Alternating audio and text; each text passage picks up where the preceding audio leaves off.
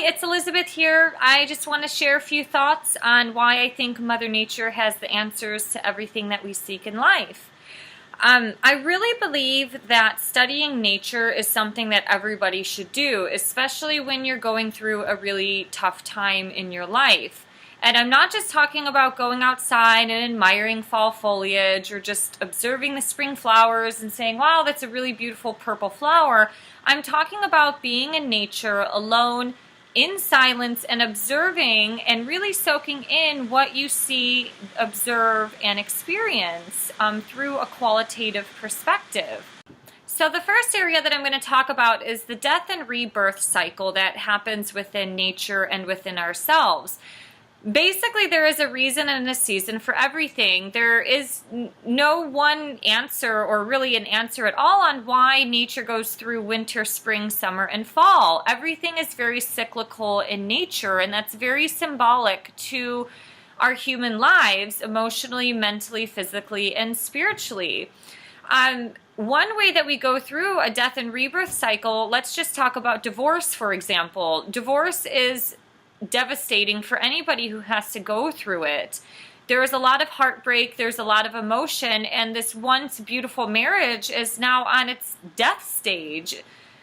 But eventually, if you have hope in your heart and you believe that you can love again, eventually you'll meet somebody else, and then the heart will have hope and it will rebirth itself into something beautiful.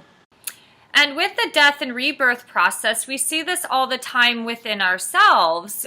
Sometimes we're in a healthy state, and other times we're sick, or we go through stages where we're depressed, anxious, we're insomniacs. So the body is constantly trying to recalibrate itself by dying out with the old, letting go of the old, and rebirthing and bringing in the new. And so this kind of is also very symbolic with patterns that are in nature. And I really believe that people should sit down and really study the patterns of what is going on with not only the animalistic behavior of the creatures in nature, but also the patterns of the plants and the leaves and the trees. When you start to observe different leaves of different type of plants, you get to see how delicate or how thick or how intense some of the patterns are. Obviously, some plants are there just for kind of aesthetic beauty, and other plants, like a rose, have thorns.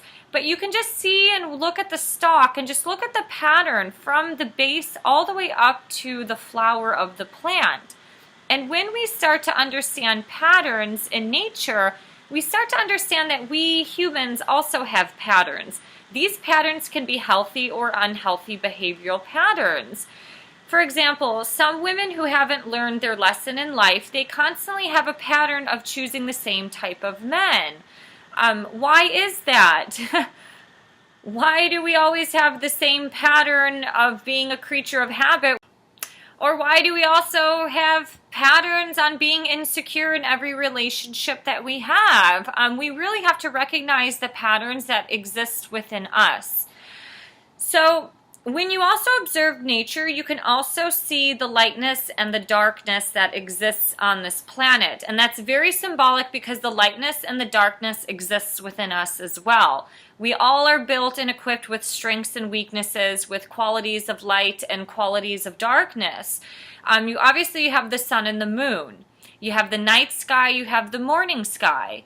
If you look at a tree during the summertime, you can notice that when the sun is beaming on that tree looks really bright and beautiful. But on the underbelly layer of the leaf, or maybe on the opposite side of the tree, you see its shadow side, and that exists within us. We all have a dark side. We all have a shadow side that we have to face. And that's the hardest thing for people. We don't want to face and do the inner work to overcome the bullshit that exists within us, whether it's our impulsivity, insecurity, our trust issues, our lack of judgment. Maybe some people are abusing alcohol or abusing sex. Keep reaching for the light. The light exists within everyone, and that's what the sun and God is there for. I mean, my God, Jesus, the Son of God, He was the bearer of light during a time when the Romans and all these other massive empires were slaughtering people. So when you understand the lightness and darkness exists within nature and within us, you can also start to understand the evolvement process of the soul. So when you want to plant either vegetables or a flower, you have to start by planting the seed in the soil. And that seed is going into darkness. Isn't that interesting? That seed is planted into the soil and it is nourished through the hydration of the water that we give it and through the nutrients that are within the soil.